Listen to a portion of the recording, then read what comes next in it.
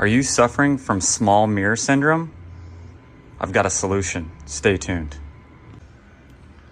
And if you think your mirror solution is going from a standard mirror to just a cover, you're wrong.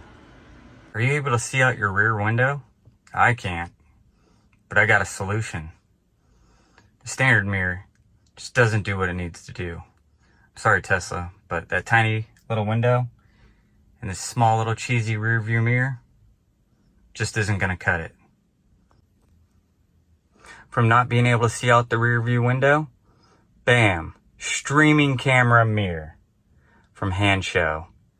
Check it out and use my discount code to save yourself some money. And this is what it normally looks like just looking out towards the back window there. So if you have tinted windows, you can relate. It is very hard to see out the rear, but we have a solution. Hansshow digital streaming mirror. And I know those have asked, yes, you can turn it off and it looks like a regular mirror. You can see, I still can't see out the rear.